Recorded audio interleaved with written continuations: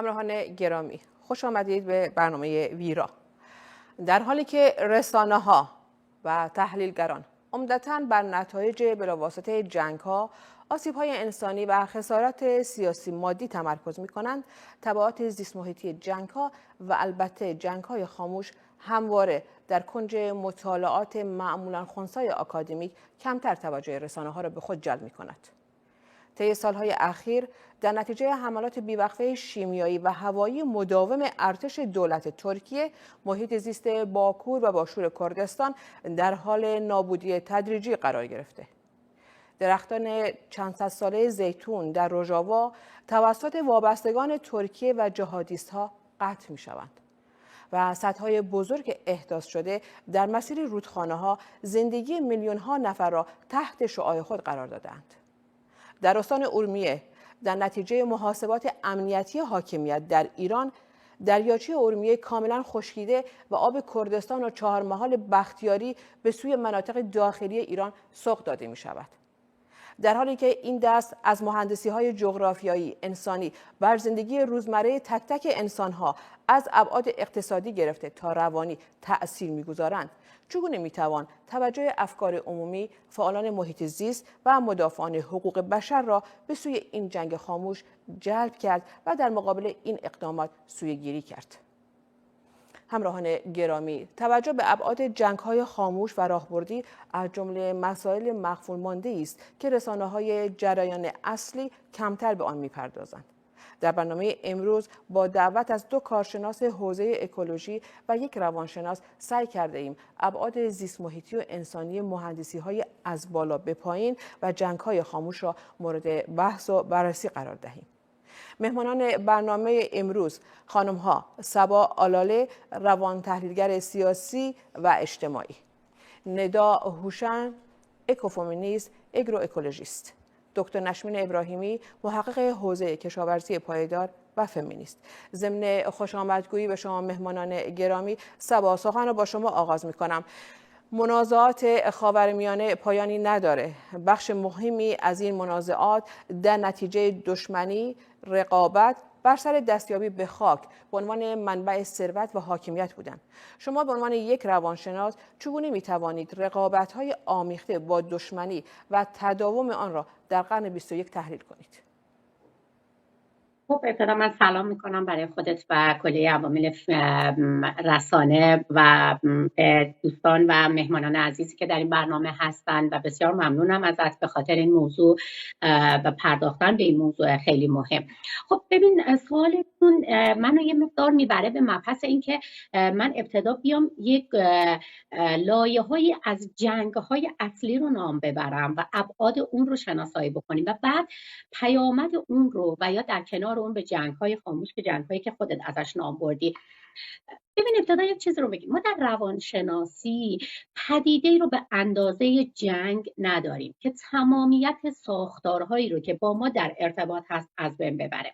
در پی یک جنگ تمام ساختارهای اقتصادی، فرهنگی، اجتماعی و سیاسی کاملا دستخوش تغییرات و آشفتگی‌های بسیار زیاد و لایه‌ای میشه، به گونه‌ای که تمام اونها میتونن به گونه‌ای آسیب و تخریب بشن که تمام لایه‌های روان و آسیب‌های پی در پی رو داشته باشن. به چه دلیل؟ به دلیل اینکه جنگ‌ها محرومیت به دنبال میارن. محرومیت اختلالات اضطرابی به وجود میاره و اختلالات اضطرابی هم میتونه نیروی انسانی ما رو بسیار تحلیل بکنه. خب من فکر نکنم چیزی در بین آسیب‌های روانشناختی وجود داشته باشه که بتونیم ازش مثل جنگ و پدیده جنگ به این گستردگی ازش نام ببریم که بتونه این چنین تخریب کننده و آسیبزا باشه، به دلیل اینکه نه تنها مستمر و پایدار هست بلکه اثرات طولانی مدت و ماندگاری رو در سالهای بسیار زیادی رو داره و تمامی افراد یک جامعه رو که درگیر جنگ هستند رو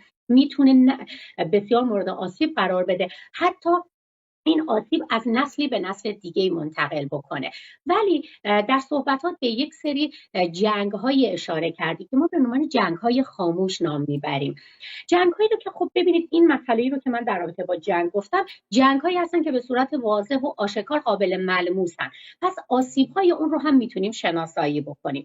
ولی جنگ‌هایی رو که ازش نام بردی، جنگ‌های غیر قابل ملموس هستن. جنگ‌هایی هستن که در لایه‌های جنگ‌های قابل مشاهده پنهانی میشن. ما در روانشناسی زمانی که ابعادی که پنهانتر هستند رو معمولا نادیده تر میگیریم، به دلیل اینکه خب اون قابل لمس نیستن. درسته که اثرات بسیار مخربی دارن، اثرات بسیار آسیب زاتری دارن، ولی به دلیل اینکه قابل لمس نیستن، قابل مشاهده نیستن، نادیده میگیریم. همین مواردی که خودت بهش اشاره کردی. خب ما اصلا تصور نمی‌کنیم که این جنگ‌های خاموشی رو که ازش نام بردی اینقدر لایه‌های گسترده و آسیب‌های گسترده‌ای داشته باشه، اون هم با مسئله محیط زیست که مستقیم با روان و سلامت روان، با بهداشت تن و روان ما رابطه تنگاتنگی داره. به همون دلیل اگر بخوایم، من فکر میکنم اگر بخوایم به آسیب‌های جنگ‌ها، چه جنگ‌های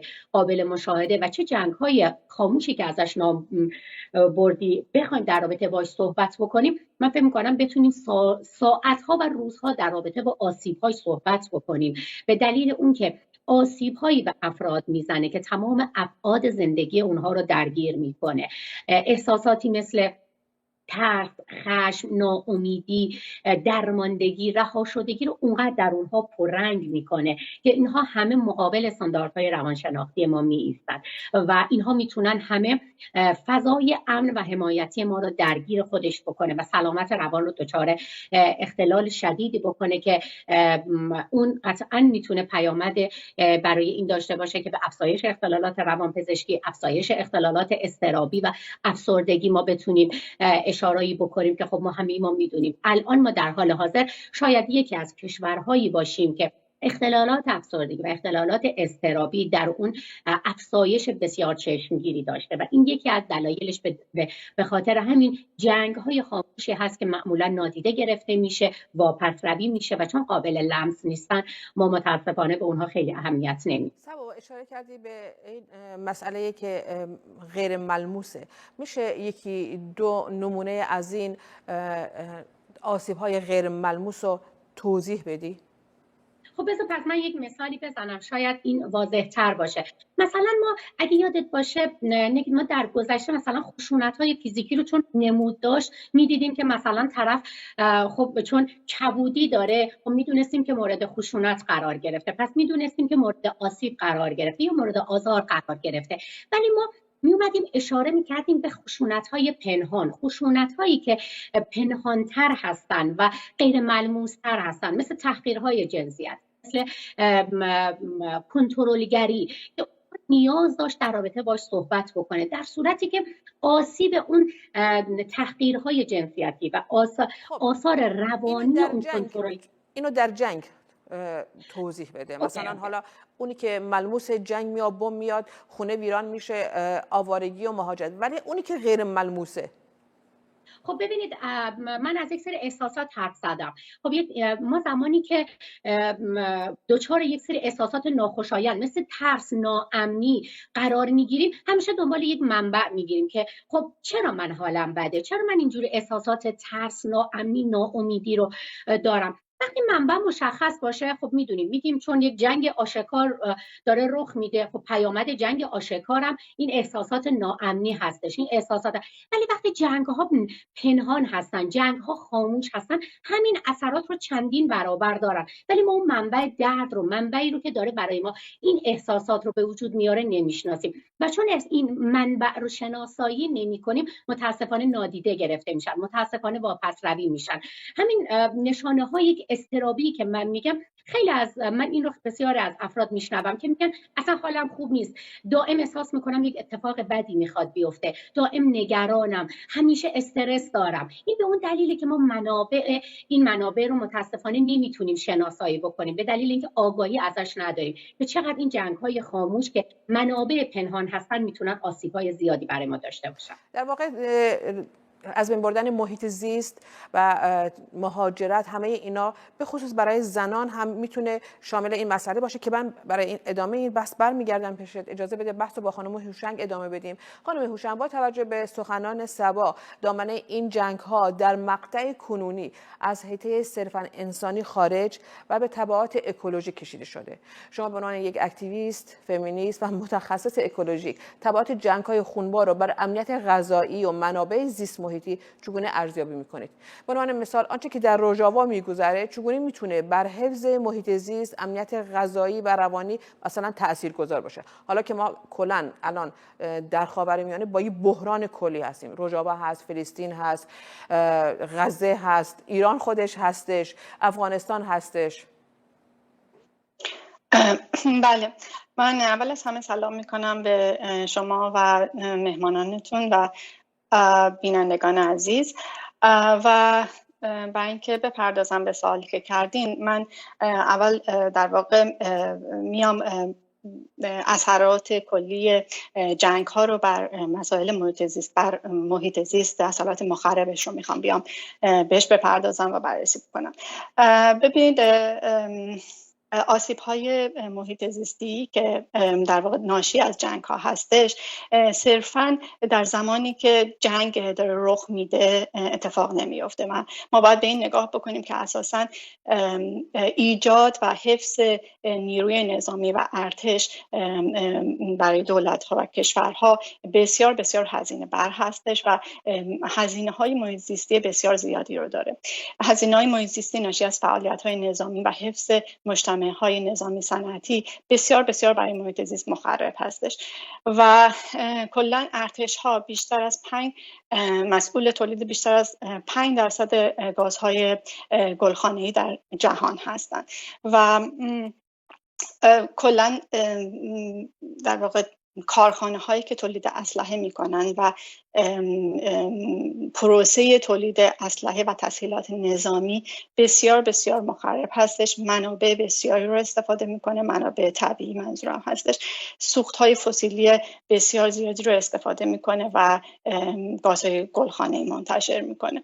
حالا اگه بیایم بپردازیم به اینکه آثار تخریب محیط زیست در حین روی دادن جنگ به چه ترتیب هستش و به چه شکلی هستش، در واقع چند مورد رو من میتونم بشمارم. یکی از این موارد آسیب که همه ما میدونیم آسیب به زیرساخت ها میتونه باشه.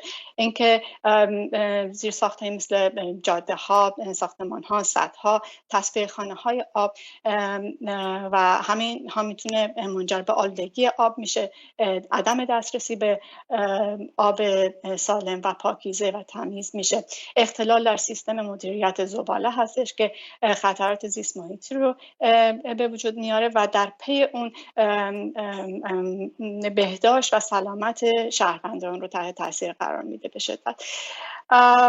از اثرات دیگر رو اگه بخوام بشمارم، به باعث جنگل زدایی میشه، منابع آب و کشاورزی رو تحت تاثیر قرار میده. مثلا در روژاوا شما فرمودین زمین های کشاورزی تحت تاثیر قرار میگیره و همین بر روی امنیت غذایی اثر میگذاره و باعث فرسایش خاک میشه، سلامت خاک رو تحت تاثیر قرار میده و ما میدونیم که احیا و بازسازی خاک سالهای سال نیاز به زمان داره. بعد خود سلاح و مواد منفجره‌ای که در حین جنگ‌ها استفاده میشه، آلودگی بسیاری رو در آب و خاک و هوا رها میکنه و مسئله دیگه که خود شما هم خیلی کوتاه بهش اشاره کردین، جابجایی افراد هستش در وقتی که جنگ رخ میده و اینکه افراد مجبور هستن که از مکان زندگی خودشون در واقع جابجا بشن، برن به جای دیگه مستقر بشن. حالا اینها میرن به کمپ هایی که برای آوارگان هستش، برای پناهندگان هستش. اونجا هم در واقع فاجعه محیط زیستی ممکنه که اتفاق بیفته و رخ بده، چرا که ممکنه که این کمپ هایی که قراره که اینها برن و اونجا مستقر بشن اساسا ظرفیت جمعیتی که قراره به اونجا بره رو نداشته باشه و بنابراین اونجا هم ما مثلا آب سالم و کافی در اختیار این پناهندگان قرار نگیره و یا اینکه مثلا مدیریت زباله وجود نداشته باشه. همه اینها باعث میشه که آلودگی افزایش پیدا بکنه و خطرات سلامتی زیادی رو برای این افراد به دنبال داشته باشه. مسئله دیگه آلودگی هوا هستش که ممکنه که در واقع باعث بیماری های تنفسی بشه و در نهایت اینکه از دست دادن تنوع زیستی را هم من باید بهش اشاره بکنم، به خاطر اینکه به حال گونه‌های گیاهی و جانوری که در اون منطقه که جنگ در جنان هستش وجود دارن، اینها هم در واقع از بین میرن. گونه‌های جانوری، حیوانات، پرندگان مجبور هستن که اونها هم در واقع برن از اونجا موو بکنن و ممکنه که دیگه نتونن برگردن به محل زندگیشون. بعد گونه‌های گیاهی هستش که مثلا از بین میره در اثر جنگ و بمباران و همه اینها باعث افزایش گرمایش و گرمایش زمین و تغییرات اقلیمی میشه و یک چرخه و سیکل معیوبی رو به وجود میاره که به خاطر همینه که گفته میشه که اساسا جنگ‌ها میتونه یکی از عوامل افزایش گرمایش جهانی و تغییرات بدتر کردن اثرات تغییرات اقلیمی بشه. شما اشاره کردین به مسئله تاثیر رو غذا هم بذاره، مواد غذایی. بله، همینو الان میخواستم بهش بپردازم. شما اشاره کردین به مسئله در واقع امنیت غذایی که یکی از مشکلات اصلیه که در زمان بروز جنگ‌ها اتفاق میفته و خب با از بین رفتن زمین‌های کشاورزی خودکفایی تأمین غذا در واقع تحت تاثیر قرار میگیره به شدت و یا اینکه مرزها ممکنه که بسته بشن و یا اصلا واردات مواد غذایی اگر که خب اون منطقه وابسته باشه به واردات مواد غذایی با مشکل مواجه بشه. امنیت غذایی در همیشه بیشترین تاثیر رو بر روی زنان میگذاره، به خاطر اینکه زنان به خاطر نقش‌های مراقبتی که دارن اول باید به کودکان، به سالخوردگان خانواده، به مردان خانواده در واقع بپردازن و بنابراین در این زمان وقتی که امنیت غذایی وجود نداره بیشترین تاثیر رو زنان میبینن. زنان بسیاری هستن که در هنگام جنگ ها باردار هستن، زنان شیرده هستن و این مسئله رو براشون بسیار بسیار سخت میکنه. بله. در یعنی در طی 2-3 ماه گذشته همکاران روزنامه نگار ما که از روژاوا خبر میدادن میگفتن آنچنان زیرساختای اقتصادی، زیرساختای جامعه از بین رفته که ماها احتیاج هست، یعنی سالهای دیگه احتیاج هست که این زیرساخت‌ها درست بشه. و همین مسئله که شما اشاره کردین که مسئله مواد غذایی یا که بحرانی رو برای مادران به وجود میاره، در اونجا هم اشاره کردن که مادران بسیاری هستن که مایل به مهاجرت نیستن، اما آنچنان زیرساختای جامعه، زیرساختای اقتصادی، زیرساختای کشاورزی از بین رفته که این مادران در ناامیدی کاملن که نمیدونن واقعا باید چیکار کنن. حتی برای یعنی یک نان ساده، یعنی پخت و پز یک نان ساده در روژاوا موندن. این مسئله در افغانستان هم اتفاق افتاده که اشاره که ما میبینیم که زنان افغانستان به شدت با بحران تغذیه روبرو هستند و همین مسئله مرگ و میر زنان افغانستانی رو خیلی بیشتر کرده. سپاسگزارم. نشمین، همین سوال رو از زاویه دیگه میخوام با شما در میان بذارم. خشک شدن دریاچه ارومیه نتیجه مستقیم سیاست‌های امنیتی حاکمیت ایرانه. همین سیاست در تمام مناطق زاگرس، مخفیانه و زیرپوستی همکنون ادامه داره. از نگاه شما از میان رفتن امنیت غذایی، امنیت شغلی و روانی چگونه میتونه بر تغییرات دموگرافیک و جمعیت این مناطق تاثیرگذار باشه؟ سلام عرض میکنم خدمت شما و همچنین مهمانان عزیز برنامه‌تون. همونطور که مهمانان قبلی گفتن اثرات مخرب جنگ‌ها واقعا انقدر گسترده و زیاده که به نظر من محیط زیست یکی از بی‌دفاع‌ترین موجودات، حالا چه بخوایم به صورت زنده یا غیر زنده در نظر بگیریم، رکن‌هایی هست که تحت تاثیر جنگ‌ها قرار می‌گیره. انسان‌ها باز هم توانایی دفاع از خودشون رو دارن، ولی متاسفانه محیط زیست حتی توانایی دفاع از خودش رو هم در برابر این جنگ‌ها از دست داده. یادمونم باشه تنها جنگ‌ها نیستن که بحران‌های محیط زیستی رو هم به وجود می‌آورن. در مقابل به نظر من این یه سیکلیه که بحران‌های محیط زیستی هم خودشون عامل به وجود اومدن بسیاری از جنگ‌ها هستن. همین خشک شدن دریاچه ارومیه، همونطور که می‌دونیم که یکی از بزرگترین دریاچه‌های ایران و دریاچه شور بود و جزو یونسکو ثبت شده بود، الان کاملا فکر می‌کنم 99% خشک شده و خشک شدنش هم دقیقاً حالا نه تنها به خاطر مدیریت‌های اشتباه دولت در سدسازی‌های زیادی که در منطقه انجام شده بر روی رودخانه‌ها و همچنین کشاورزی ناپایداری که در منطقه وجود داشت باعث خشک شدن این دریاچه شد و نمیتوان گفت که همه اینها برمیگرده به عوامل گرم شدن و گرمایش زمین و کم شدن واقعا آبها، بلکه عامل انسانی و سوء مدیریت در مورد دریاچه ارومیه فکر میکنم بیشترین عامل خشک شدن دریاچه ارومیه بوده و وقتی ما با خشک شدن دریاچه ارومیه روبرو هستیم 100% پیامدهای اون خیلی بیشتر هستش، باعث شور شدن زمین‌های کشاورزی اطراف، از بین رفتن آب کافی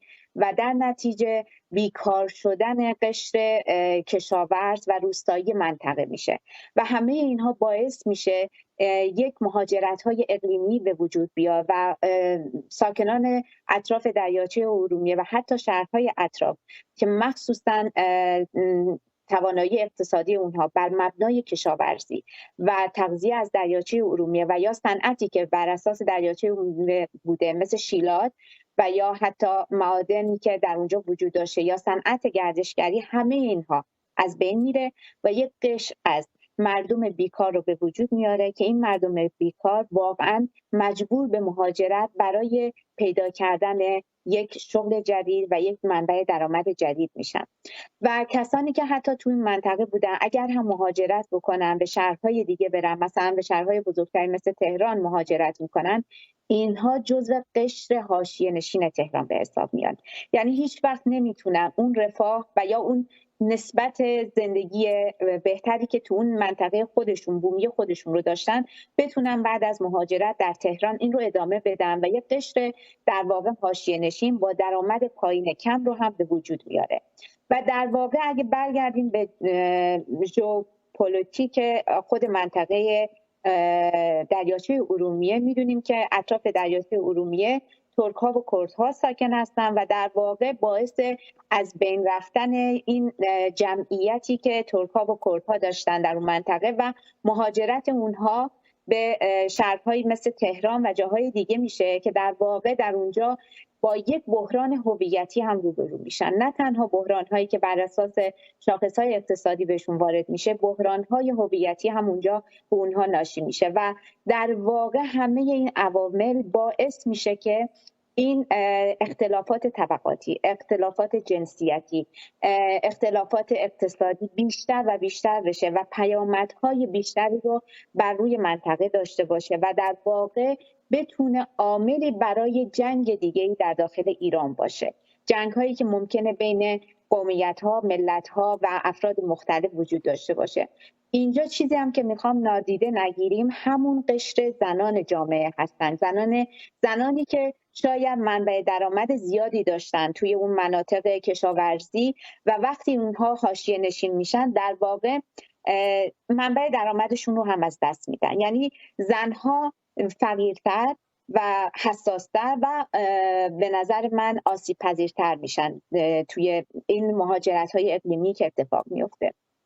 همه اینها باعث تغییرات جبران ناپذیری میشه که نه تنها اون جابجایی جمعیت اتفاق میفته بلکه باعث عامل به وجود اومدن اختلافات بسیار شدید و از بین رفتن اقتصاد و یک نوع بی‌نظمی داخلی هم به وجود میاد که میتونه زمینه ساز دقیقاً یه جنگ وسیع‌تر باشه. یعنی ما با ایجاد کردن یه بحران اکولوژیکی در واقع زمینه رو برای به وجود اومدن یه جنگ هم در داخل ایران به وجود میاریم. این اتفاق نه تنها در کردستان و یا در آذربایجان غربی و اطراف دریاچه ارومیه، بلکه در خوزستان ما این مسئله رو بازم میبینیم. اگه نگاه بکنید کارون یه رودخانه بزرگی بود پر آب که کشتی‌ها از اون رد میشن، ولی الان واقعا محیط زیست کارون هم از بین رفته و بیشتر اون کارون، اطراف دریاچه کارون رو اعراب اهوازی تشکیل میدادن، زندگی میکردن، کشاورزی داشتن اونجا. ولی دولت به خاطر اینکه این مهاجرت‌های اقلیمی رو هم انجام بده، در واقع اومد با سدسازی‌های مداومی که بر روی و زیادی که بر روی رودخانه کارون انجام داد، در واقع منبع درآمد اعراب رو هم از اونها گرفت و باعث یک نوع مهاجرت اجباری اعراب شد. و وقتی مهاجرت اجباری اتفاق میفته، از طرفی برای خوزستان این پیش میاد که زمین‌هاشون رو مجبور میشن به دولت بفروشن یا به هر کس، و حفاری‌های بزرگ هم برای نفت در اون منطقه انجام بشه که باز هم سودش به جیب دولت میره و مردم باز هم فقیرتر از قبل میشن. و همه اینها واقعیتش اینه که عدالت محیط زیستی در منطقه وجود نداره، مدیریت درستی وجود نداره و کسانی که باید مدیریت مناطق محیط زیستی خود رو داشته باشن در واقع این توانایی و تصمیم گیرندگی رو ندارن و همه اینها باعث شده که قشرهای مختلف جامعه هم جابجا بشن و هم فقیرتر بشن. مخصوصا این برای ملت‌های ساکن ایران بیشتر اتفاق میفته و باعث فقیر شدن و همچنین کم آسیب دیده شدن اعراب و ترک‌ها و کردها و بلوچ‌ها نسبت به قشر فارس میشه، چون تمام این سدسازی‌هایی هم که انجام شده برای جابجایی آب مناطق پرآب مثل کردستان و آذربایجان غربی به در واقع مرکز استان، مخصوصا اصفهان و تهران انجام شده و همونطور هم که میدونیم نه تنها برای کشاورزی اون مناطق، بلکه برای خنکسازی صنعت فولاد اصفهان از آبهای شیرین رودخانه ها استفاده کردن که باعث خشک شدن زاینده رود و برای جبران اون دارن رودخانه های مناطق حاشیه ایران رو هم میخشکونن با جابجایی آب این رودخانه ها برای مرکز در واقع، و یک نوع استعمار اکولوژیکی و ملتی هم همراه با هم ادامه داره که همه اینها ممکن هست واقعا به جنگ بزرگتری انجام بشه در داخل ایران، چیزی شبیه اتفاقی که در سوریه اتفاق افتاد. بله، سپاسگزارم نشمین از توضیحتون. عالی. خانم صبا، رسانه ها بسیار کم به پیوندهای وثیق میان محیط زیست و امنیت روانی انسان ها در خلال جنگ ها توجه میکنن. خب با توجه به همین صحبت هایی که الان نشمیرم بهش اشاره کرد که همین خشک شدن دریاچه ارومیه میتونه چه تبعاتی، حالا جدا از مسائل اقتصادی، مسائل ملیتی، اختلافاتی که میتونه در آینده بحران هویت همین رو هم به وجود بیاره دیگه. از نظر شما این تخریب زیست محیط چگونه میتونه در خالی شدن سکنه یک منطقه جغرافیایی و حتی از میان رفتن پیوندهای انسانی تاثیرگذار باشه؟ صداتون نیست. میکروفونتون باز نیست. من بازه، من دست نزدم. خب صدای من رو داری؟ بله بفرمایید. اوکی، مرسی. ببینید نگین عزیز، اجازه بده من قبل از اینکه مخصوص به سوالت بپردازم، خب هر دو متخصص عزیز به چند نکته اشاره کردن و من میخوام یه اشاراتی هم به پیوند اونها با سلامت روان زنان و کودکان بکنم و بعد قطعا برگردم به مشخص به سوال خودت پاسخ بدم. مهمانان خیلی خوب به درستی به این مسئله به خطراتی که محیط زیست داره اشاره کردن. من یک نکته رو اینجا بگم که ما یک چرخه‌ای رو در سلامت روانمون داریم. یعنی ما اگر بخوایم از سلامت روان تعریف بکنیم نمیتونیم بگیم که فرد اگر حالش خوب باشه یا روان سلامتی داشته باشه، روان مناسبی داشته باشه، میتونیم بگیم که سلامته، بلکه ما یه بهزیستی روانی اجتماعی داریم، روانی اجتماعی جسمانی داریم که این تمام لایه‌های زندگی فرد رو که محیط زیست یکی از مهمترین اونها هست رو میتونه شامل اون بشه. محیط زیست یه پیوند ناگسستنی و یه پیوند خیلی گسترده‌ای با سلامت روانمون داره. یکی از مهمانان عزیز به این مسئله آلودگی ها اشاره کرد. من این نکته رو بگم که آلودگی ها بسیار با بالا رفتن خلق و خو و پایین اومدن خلق و خو در سلامت روان بسیار میتونه تاثیر داشته باشه. رفتارهای پرخاشگران، آلودگی ها میتونه رفتارهای پرخاشگرانه رو در سطح جامعه بسیار افزایش بده. در رشد روانی کودکان بسیار میتونه تاثیرات مخربی آلودگی ها داشته باشه. محیط زیست و سلامتی که در محیط زیست هست در رشد فردی و اجتماعی ما بسیار میتونه تضمین کننده سلامت ما باشه. حتی در پی یک سری تحقیقات نشون داده شده که آلودگی های هوا و آلودگی هایی که در محیط زیست به وجود اومده مستقیم افسردگی پس از زایمان و حتی دوران بارداری زنان رو به مخاطره انداخته و اونها رو بسیار افزایش داده. اینجا میخوایم این رو بگیم که یک مسئله محیط زیست که فقط آلودگی ها هست چقدر میتونه سلامت روان فردی و اجتماعی افراد رو به مخاطره بندازه و افرادی مثل زنان و کودکان رو بسیار پرچالش بکنه.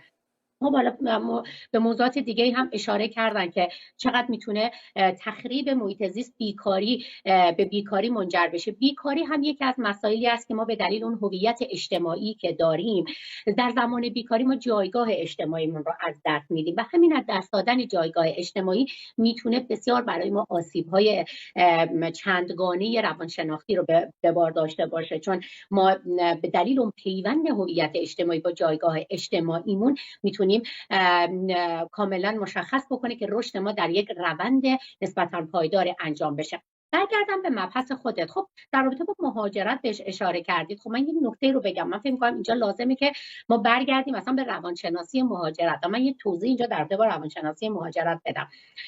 ببین اگر که ما در بهترین شرایط، یعنی در بهترین شرایط اقتصادی، سیاسی، اجتماعی، فرهنگی، فردی و درونی هم مهاجرت بکنیم، مهاجرت یک پدیده پر از استرس و حتی خیلی جالبه که بدونیم در بهترین شرایط مهاجرت یک رویداد پر استرس هست برای ما، به دلیل اینکه ما زمانی که هویت فردیمون شکل گرفته و هویت اجتماعیمون شکل گرفته قرار هست این احساس تعلق رو جدا بکنیم از جامعه‌ای که در اون هستیم و خودمون رو وصل کنیم به جامعه‌ای که قراره در اون زندگی بکنیم و این برای ما یک چالش و یک رویداد پر استرس هست. این برای فردی هست که خودخواسته در یک شرایط اقتصادی کاملا مناسب میخواد مهاجرت بکنه.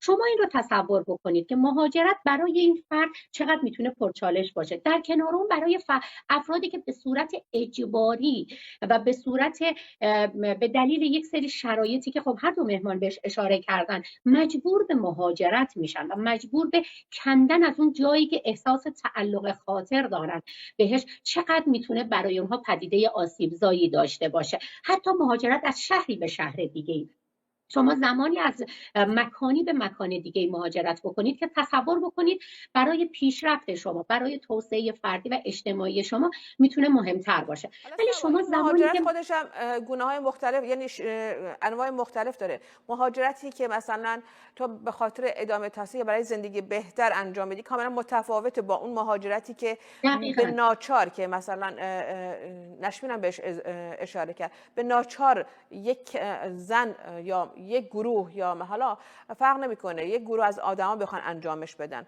یعنی منظورم این هم شیوه های مختلفی داره. دقیقاً اتفاقا من به این خاطر به مهاجرت خودخواسته اشاره کردم. میخواستم بگم اون مهاجرت به اندازه کافی یک رویداد پر استرس هست. شما حالا تصور بکنید که مهاجرتی که ناخواسته باشه، اجباری باشه، چقدر میتونه آسیب‌های چندگانه داشته باشه. فرد به اون جایی که در اون مکانی که زندگی میکنه احساس تعلق خاطر داره، هویت اجتماعیش وابسته به اون مکان است، ولی به دلیل اون شرایطی که محیط، حالا خطرات محیط زیست و یا خطراتی براش داشته، مجبور به مهاجرت میشه، حالا از شهری به شهر دیگه و یا از کشوری به کشور دیگه. هر چقدر این گسترده تر باشه میتونه براش آسیب‌های گسترده تری داشته باشه. من یک نکته رو بگم. من فکر می‌کنم که روانشناسی مهاجرت در ایران یک روانشناسی جدید هست. یعنی اگر در تمام روانشناسی مهاجرت ما رو در همه کشورها بررسی بکنیم، ما می‌بینیم در ایران روانشناسی مهاجرت لایه‌های بسیار پنهانی و گسترده‌ای داره. به دلیل اون که افراد مجبور هستن در یک اجبار برای بقای خودشون، نه برای پیشرفت و توسعه فردی و اجتماعی خودشون، برای بقای خودشون مجبور هستن برای ابتدایی ترین نیازهایی رو که باید در اختیارشون باشه مجبور هستن از شهری به شهر دیگه و یا از کشوری به کشوری دیگه مهاجرت بکنن که این میتونه واقعا برای اونها یک اضطراب فراگیر باشه، یک رویداد پر استرس باشه که تا مدت‌ها اونها رو درگیر بکنه. تصور بکنید که فردی که در یک محیط زندگی می‌کرده به دلیل اون نابسامانی‌هایی که در حالا دوستان بهش اشاره کردن در اون فضا تجربه کرده و پر از آسیب و زخم‌های روانی بوده، مجبور هست بار روانی مهاجرت رو هم با خودش به دوش بکشه. یعنی با چندین تروما و چندین زخم روانی مجبور هستش که باز یک زخم روانی دیگر را متحمل بشه و بعد با تمام اینها بزرگترین چالشی که باهاش روبرو هست انطباق پذیری با فضای جدیدی هست که فرد باهاش روبرو هست. یعنی شما در بهترین حالت هم که بخواید به جای مهاجرت بکنید، یک از چالش هاتون انطباق پذیر و جامع پذیریتونه. ولی تصور بکنید افرادی که با این چنین تروماها و زخم‌های روبرو هستن مجبور هستن به بهزیستی و تلاش برای انطباق پذیری و جامع پذیری جامعه جدیدی که واردش است. بله، سپاسگزارم. ما یک رو بیشتر به پایان برنامه نداریم. خانم هوشنگ، استعمار، همون استعماری که الان نشمینه بهش اشاره کرد و صبا هم به شیوه غیر مستقیم بهش اشاره کرد، استعمار و استثمار کاپیتالیستی و اکولوژیک چه ارتباطی با این بحران‌های محیط زیستی داره؟ جنگ‌ها چگونه میتونن به این موضوع دامن بزنن؟ بله، ببینید همونطور که مهمانان عزیزتون به خصوص نشمین عزیز بهش به درستی اشاره کرد، من میخوام به این موضوع بپردازم و ریشه هاش رو بیام یه مقدار توضیح بدم.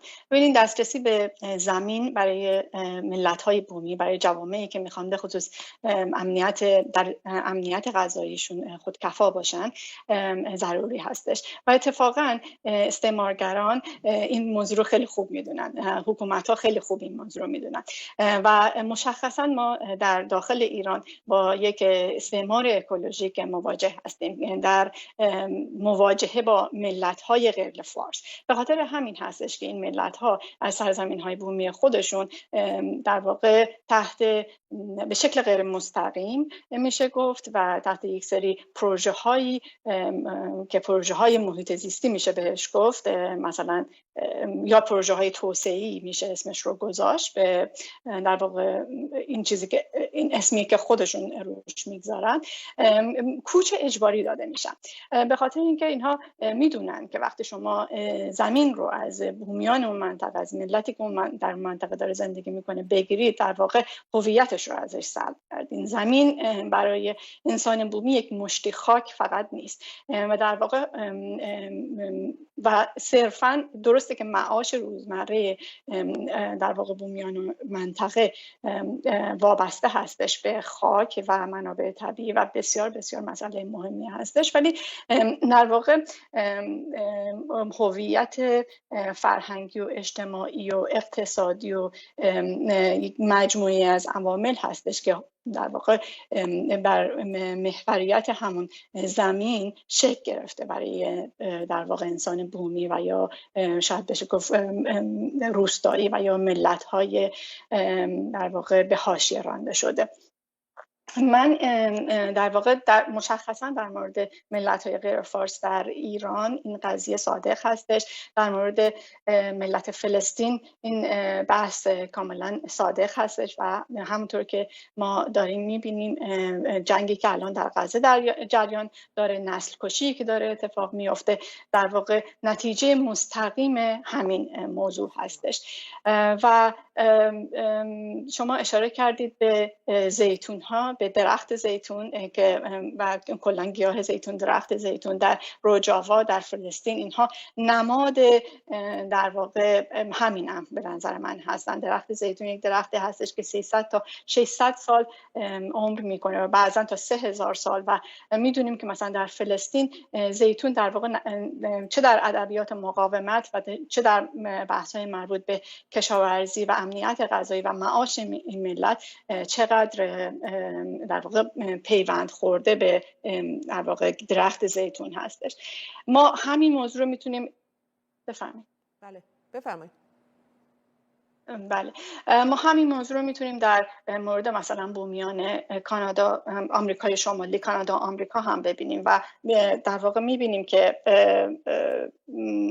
اینها هم وقتی که استعمار در اینجا کلونیالیسم آغاز شده، اولین چیز زمینهاشون و منابع طبیعیشون ازشون گرفته شده.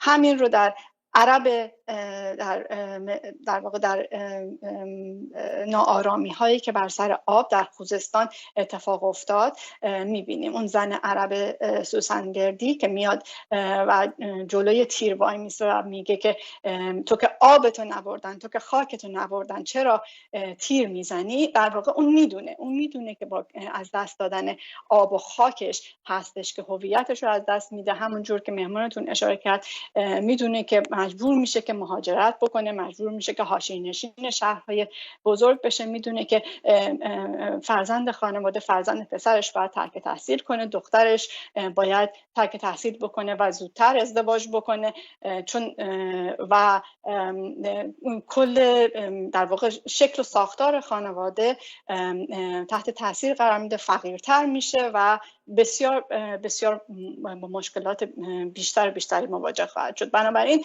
اون میدونه که میاد و جلوی تیر وای میسته و در واقع اینجور زندگیشو به خطر میندازه. و یک نکته دیگه هم اینجا باید اشاره بکنم که نقش جنگ در تخریب محیط زیست و جوامع انسانی با آتش بس تمام نمیشه.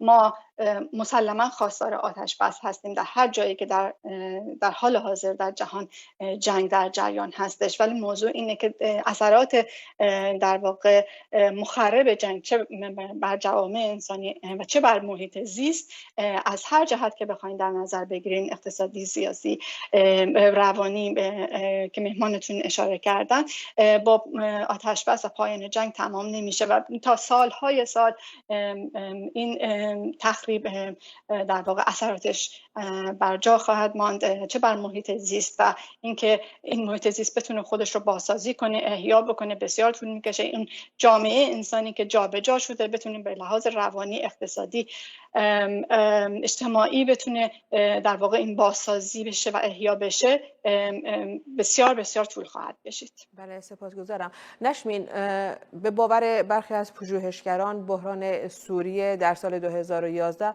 در نتیجه خشک شدن جغرافیای این کشور، ایجاد کمربند عربی در روژاوا و جابجایی عمدی جمعیت عرب به مناطق خوش آب و هواتای روژاوا شکل گرفت.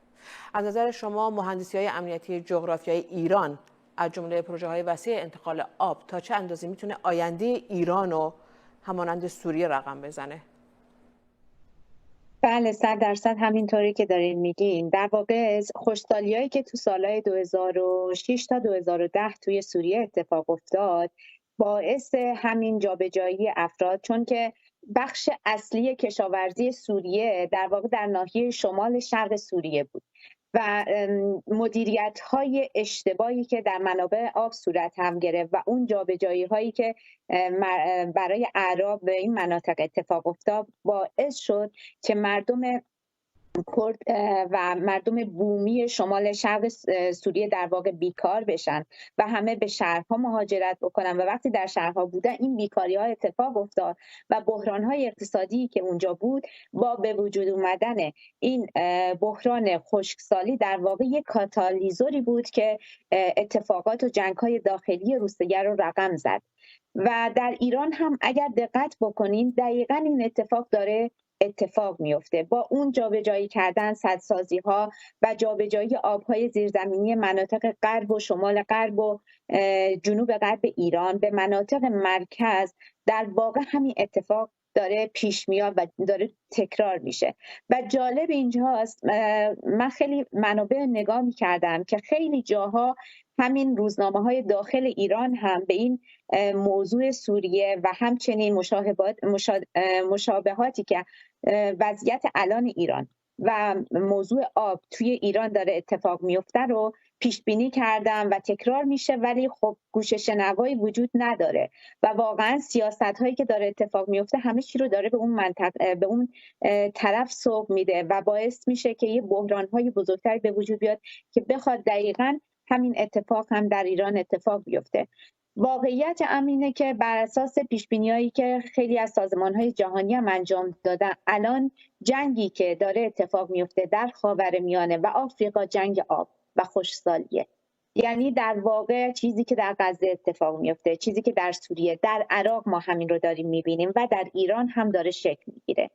وقتی یک ملتی میخواد که در واقع اون سلطه آبی رو ایجاد بکنه و از طریق آب یک نوع سلاحی رو برای از بین بردن ملت دیگه ای استفاده بکنه، چیزی که داعش توی عراق انجام داد با شکستن سد فرات و نرسیدن آب به مردم در عراق، و چیزی که همین جهادی های تحت حمایت ترکیه توی شمال سوریه دارن انجام میدن. سدهای آبی رو از مردم کرد گرفتن و در واقع از آب به عنوان ابزاری برای مبارزه با این ملت‌ها استفاده می‌کنند و همینها به نظر من باعث بحران‌های زیاد و جنگ‌هایی میشه که همکنون داریم می‌بینیم در خاورمیانه. همه این جنگ‌ها واقعا در واقع بر سر آب هستش و در واقع چرا آب؟ چون مایه حیاته، همه میدونن، و در واقع آب و خاک هویت مردم هر منطقه رو تشکیل میده و هر کی داره این سلطه رو جابجا میکنه در واقع داره استثمارگری و استعمارگری خودش رو نشون میده. یک دانشمند اسرائیلی خیلی خوب گفته، میخوام واقعا به حرفش اشاره کنم، آران فیلسونه اشاره کرده که نمک زدایی آب برای خاورمیانه ارزانتر از جنگ‌هایی که برای آب داره اتفاق میفته وجود داره. یعنی من نمیدونم چرا سیاست‌ها به سمتی که ما به سوی تکنولوژیایی که بریم که آب رو شیرین سازی بکنیم، چیزی که خود اسرائیل داره همین الان و یا کشورهای حاشیه خلیج فارس انجام میدن با استفاده از انرژی خورشیدی آب رو شیرین بکنن، در واقع آب رو ابزاری کردن که باهاش جنگ‌های زیادی رو به راه انداختن و ملت‌های زیادی رو دارن استثمار میکنن. متاسفانه واقعیت امر اینه که مدیریت اشتباه و میل به استثمارگری و استعمارگرایی در خاورمیانه انقدر زیاده که حاضرن با هزینه‌های زیادی مثل جنگ که عواقب زیاد و طولانی مدتی چه بر روی انسان چه بر روی محیط زیست داره، بخوان این سیاست‌ها رو پیش ببرن که ملتی رو در اونجا نابود و ضعیف بکنن. و مطمئنم اگر این سیاست‌ها هم همچنان توی ایران ادامه داشته باشه، عاقبتی جز مثل سوریه یا عراق در انتظار ایران هم نباشه. بله سپاسگزارم. در واقع ما به پایان برنامه رسیدیم. ما نمیتونیم من میخواستم از شما، از هر سه شما بپرسم چه باید کرد، ولی وقتی برنامه رو به اتمام، بینندگان گرامی، ضمن تشکر از مهمانان گرامی خانم ها صبا آلاله، روان تحلیلگر سیاسی و اجتماعی، ندا هوشنگ، اکوفمینیست، اگرو اکولوژیست، دکتر نشمین ابراهیمی، محقق حوزه کشاورزی و پایدار و فمینیست. ضمن تشکر از مهمانان گرامی و سپاس از شما که تا این وقت برنامه ما را همراهی کردید. تا دیدار دیگر شاد و پاینده باشید.